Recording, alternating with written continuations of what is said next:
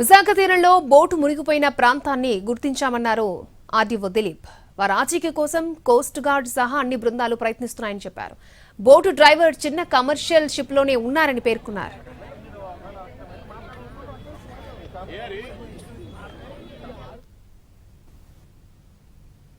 వాళ్ళ గురించి helicopters and coastal shipping vessels in coordination with navy గాలింపు చర్యలు ముమ్మరంగా చేస్తూనే ఉన్నారు.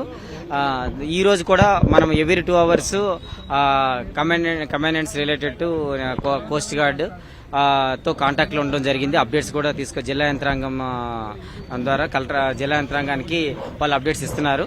ఈ రోజు కూడా హెలికాప్టర్స్ అండ్ వెజల్స్ ఉపయోగించి కంటిన్యూస్ గా చేస్తున్నామని చెప్పి కూడా మనకి అప్డేట్ వచ్చింది.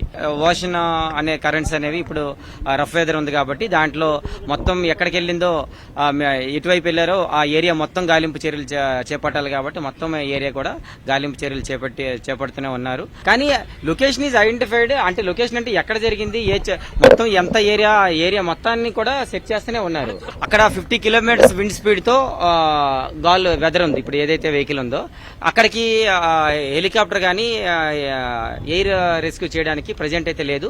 అది తగ్గానే ఎయిర్ లిఫ్ట్ చేయడానికి కూడా ప్రయత్నం కోస్ట్ గార్డ్ వాళ్ళు. విశాఖపట్నంలో గల్లంతైన మత్స్యకారుల ఆచూకీ కోసం ఎదురు చూస్తున్న కుటుంబ సభ్యులు తీవ్ర ఆవేదనలో ఉన్నారు. అధికార యంత్రాంగం గాలిస్తున్నామని చెబుతున్నప్పటికీ వారి మాటల్లో నిజం లేదని, నిర్లక్ష్యంగా వ్యవహరిస్తున్నారని ఆగ్రహం వ్యక్తం చేశారు. 3 రోజులుగా గాలిస్తే ఒక్కరైనా దొరికేవారు కదా అని ప్రశ్నిస్తున్నారు.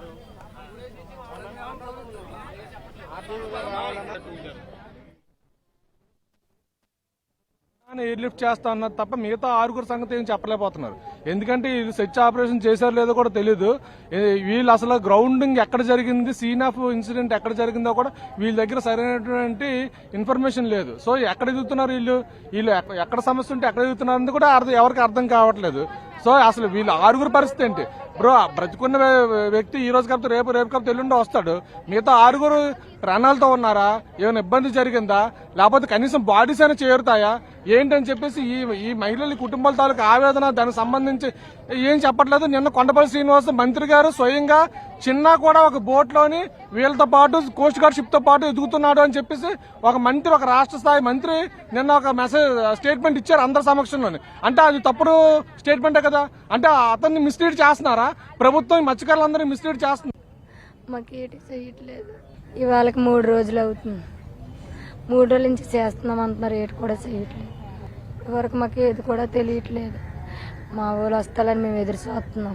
నా తమ్ములు వస్తాలని ఎదురు చూస్తున్నాం. మేము మేనల్లు వస్తాలని ఎదురు చూస్తున్నా. సమాధానం చెప్తున్నారు. మా జీవితాలు అంతా మాట్లా